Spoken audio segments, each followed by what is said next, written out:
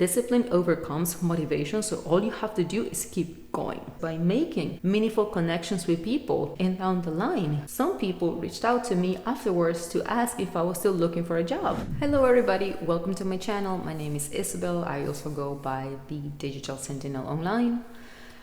I've been asked this question a lot from people that are trying to break into cybersecurity, so I decided to make a video to make it easier for everybody to hopefully also succeed. Now, my background, I do have a bachelor's in physics, and then after that, I worked as a project management, and that was my jump. I was unhappy at that job and decided I need to do something for myself. So I did a cybersecurity bootcamp at Full Stack Academy. And what I learned as I went through it and at the end is that my chances of getting hired are directly proportional to what I'm willing to do to set myself apart from everybody else. And I realized that this is like a pyramid. My job is to position myself to get to the top where I get hired. So if we have a pyramid, right? Level 0 will be the base, and the base is what everybody else is doing, which in our case was graduating with one certification, which in our case was Security Plus. That's what it was covered. So I told myself, okay, I have my steps. These are my 4 steps. I figured them out. I made a plan for myself. Step number 1, I'm going to get 2 certifications. So I got Security Plus, and then I made the conscious investment of paying for the other certification, which it was CISA or CISA, however you guys want to debate the pronunciation, is up to you. By doing that, I moved up the ladder. I went from the base to level number 1. And by doing that, my chances of getting hired increased and my competition decreased because not many people were willing to do that. Step number 2, I realized I need to get visibility. There are tons of us out there, and I need people to know that I'm here, I'm committed, I'm disciplined, I'm determined, and I know my stuff, because throughout the bootcamp, I made it a point to actually retain the information and not just pass examinations. So, got it. I'm gonna get visibility by posting on LinkedIn on a consistently basis what I'm learning and how that can help other people. So I did just that. I said I'm gonna post on LinkedIn, which again moved me up the pyramid 1 more level, decrease my competition, and increase my chances of getting higher. That was my 2nd step. My 3rd step was I'm going to network efficiently and strategically. So I got out of my comfort zone and started reaching out to people. Security architects, security engineer, application engineer, security engineer, CISOs. Why not? Some of them, there are so many people out there willing to help you, you just reach out. And I highly suggest it because by making meaningful connections with people, you can offer them something in return. They can offer you information, and down the line, some people reached out to me afterwards to ask if I was still looking for a job. But at that time, I had already been hired, which it was a great investment because I still maintain those connections and we learn from each other on a consistent basis. Now, step number 4 was I'm going to apply to jobs I don't qualify for. I know, and there are tons of them out there because I know there's a lot of cybersecurity entry jobs that require you to have 10 years of experience, 5 years of experience, whatever. I don't care. I told myself I have the experience. I don't care because if this was truly entry level, it will say experience needed 0. So I threw my shame out the window. I put my insecurities aside, and with fear and X, Y, and Z, I applied. I applied to Experian.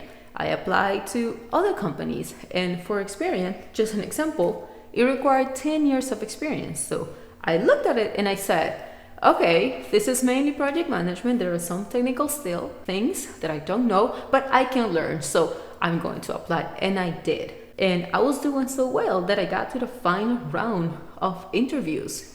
And not just for Experian, for many other companies too. So what I was doing for myself, even though I did not get hired at those companies, is that I was growing in experience in interviews. So I was learning what people were asking for.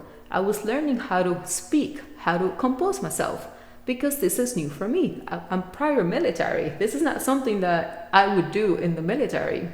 This is something specific to the civilian life that I had to learn how to develop the mannerisms to be able to speak with a different person on a professional calm level, which is different than the military. So by doing so, I put myself at the top. So in summary, what I did so far, I asked myself, how do I set myself apart? I got 2 certifications, and we can speak about in a different video about the worth of certifications now that I have more experience.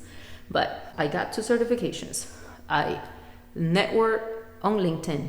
I posted consistently on LinkedIn, and I applied for jobs I didn't qualify for. And by doing all of those, and I did this in a matter of 2 months because I got hired 2 months after graduating. All of this served as experience, and whether I was feeling down or not, I knew that discipline overcomes motivation. So all you have to do is keep going, keep applying. At the end, if you ask my current supervisor now, he will tell you that I was headhunted. But the way this unfolded was that he posted on LinkedIn, hey, I'm expanding my team in the US and I'm looking for people. I immediately messaged him within maybe 5 minutes of him posting. My name is Isabel. These are my qualifications. What are the next steps, if possible, to set up an interview?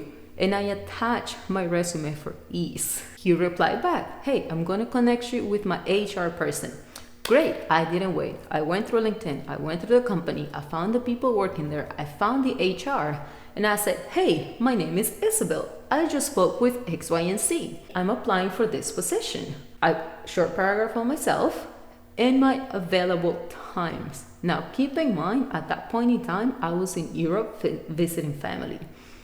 And my mentality was, if due to hours difference, the only available time for them is 2 a.m. my time, I will wake up at 2 a.m. and do that interview.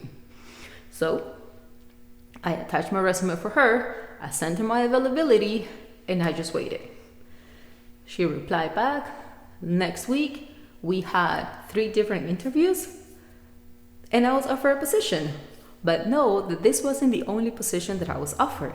I had a competing offer from another company, which meant that all my training, if you will, all my consistency and discipline of doing our interviews, being redirected, networking, talking to people, actually came to fruition. So by doing so, I put myself at the top, I decreased my competition, and I massively increased my chances of getting hired. Now, for everybody that feels disillusioned or sometimes feels let down by the amount of experience that they are asking you for, forget about it. Apply. My best advice that I can give you is to apply on a consistent basis, and it's not your job to disqualify yourself. Your job is to apply. Allow the company to decide whether they want to hire you or not, but don't discount yourself first. That is not up to you. Okay? That's it. I hope this was helpful for you. Like, subscribe, comment if you have any questions. I do have more requests for videos, so I'm going to keep posting them on a weekly basis consistently. And I hope you enjoyed this and have a great, amazing day.